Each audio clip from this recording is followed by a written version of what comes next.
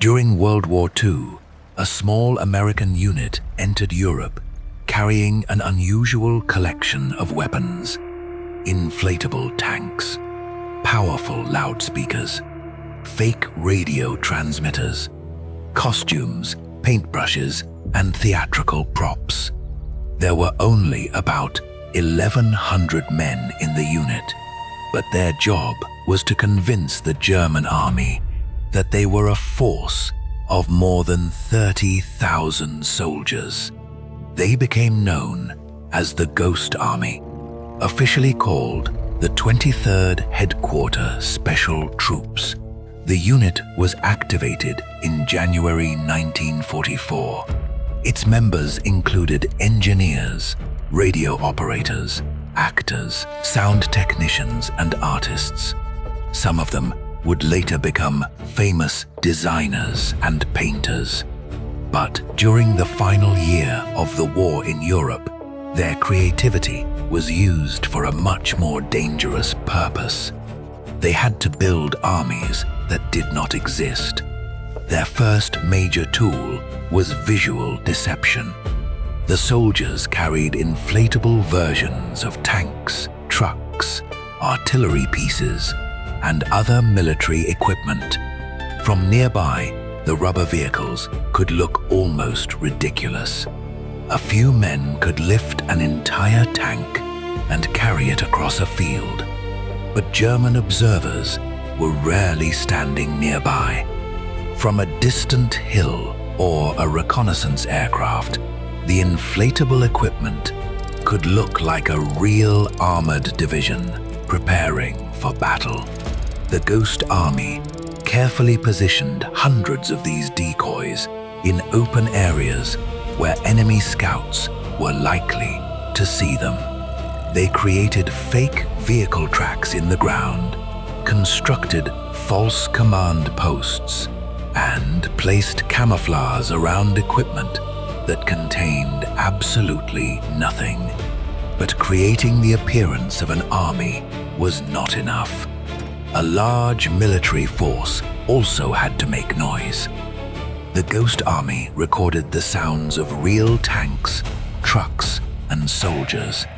These recordings were edited into different combinations and played through powerful speakers mounted on vehicles. At night, German troops might hear what sounded like an enormous armored column moving along a road. Engines started, vehicles changed gears, equipment rattled. Soldiers appeared to shout instructions in the darkness. The sounds could travel for kilometers, creating the illusion that thousands of troops were arriving nearby. The unit also created a fake radio world. Special radio operators copied the communication styles of genuine American divisions. They transmitted false reports, invented movements, and imitated the habits of real military radio operators.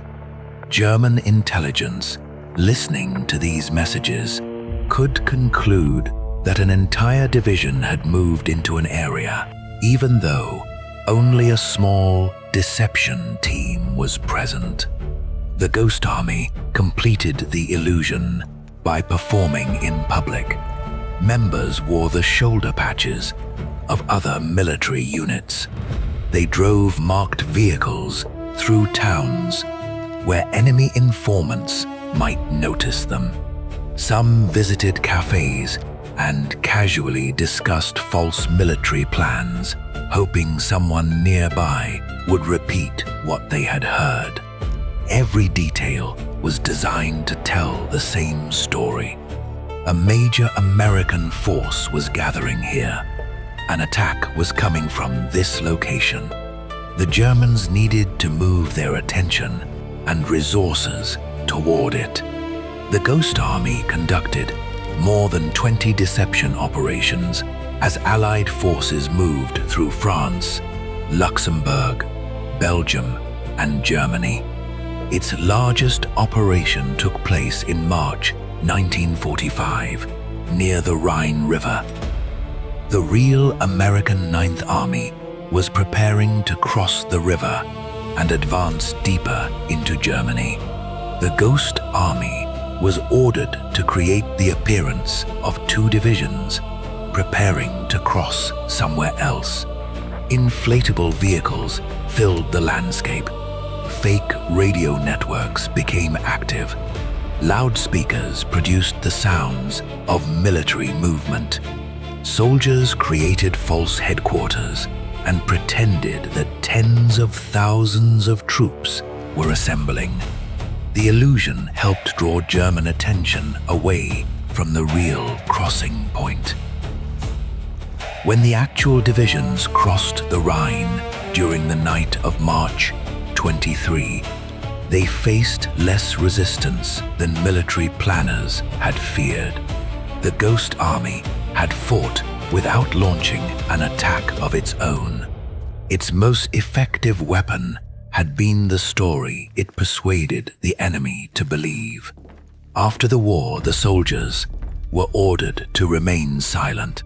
Their missions stayed classified for decades, and most people never knew that a traveling army of artists, actors, and technicians had operated near the front lines. The unit's records were not officially declassified until 1996. By then, many of the inflatable tanks were gone. The sound equipment had disappeared, and the imaginary armies had faded from the European landscape. But the Ghost Army had demonstrated something powerful. In war, an army does not always need to destroy its opponent to gain an advantage. Sometimes, it only needs to control what the opponent sees, hears, and believes.